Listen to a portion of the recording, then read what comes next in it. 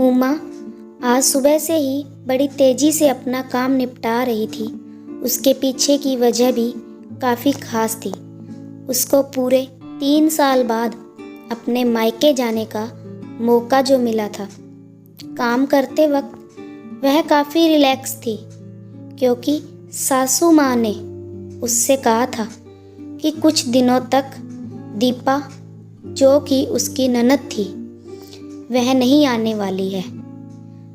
उसकी यह एक ननद 100 के बराबर थी।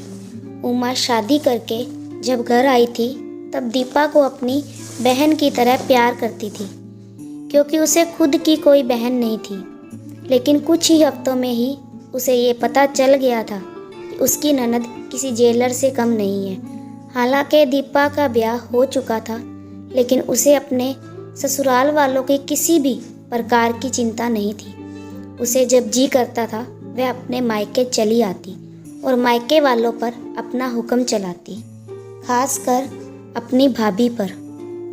वही डिसाइड करती थी कि वहाँ पर खाना क्या पकेगा, कोई घूमने जाएगा कि नहीं, या जाएगा तो कहाँ जाएगा।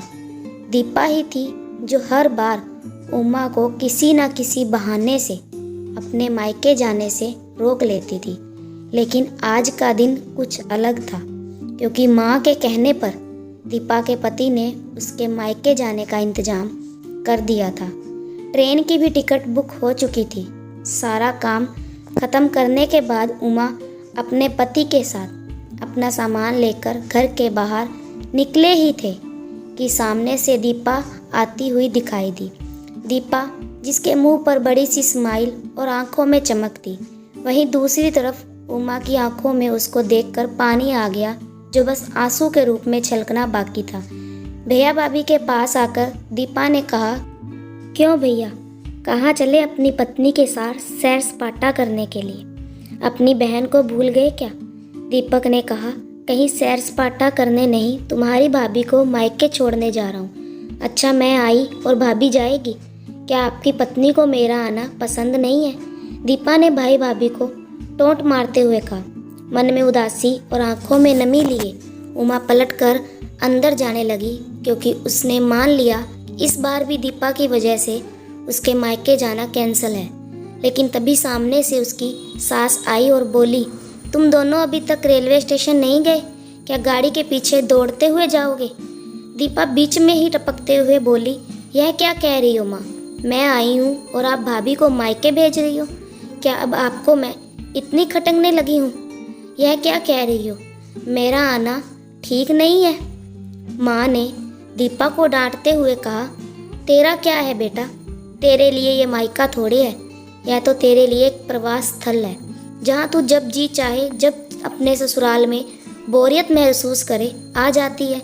लेकिन वह बेचारी तो ऐसा नहीं करती, बल्कि वह तो अब जाना चाहिए तब अपने मायके नहीं जाती, इसलिए उसका भी मायके जाना बहुत ज़रूरी है।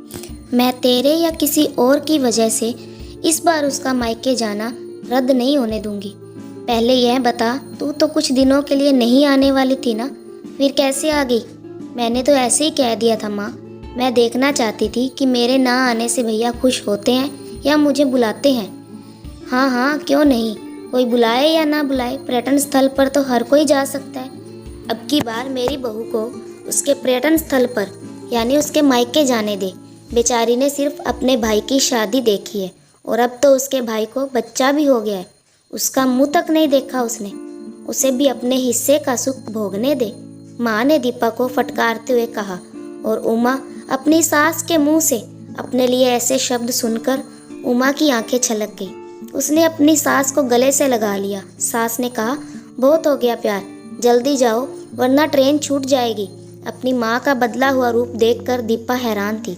उसे यकीन नहीं हो रहा था कि यह वही माँ है जो उसका हर कहा मानती थी और हमेशा उसका पक्ष लेती थी, चाहे बहू सही हो या गलत। वही माँ अपने मन में अपनी दोस्त को धन्यवाद दे रही थी, जो कुछ दिन उसके घर आई थी और कुछ दिन रही और जाते जाते उसकी आंखें खोल गई। उसने बताया था कि वह अपनी बेटी का मुंह छोड़ दे, वरना बहू और बेटे के मन में अपनी इज्जत खो देगी। बिना सोचे समझे, बिना अच्छे बुरे विचार किए हर फैसला अपनी बेटी के हिसाब से ना ले।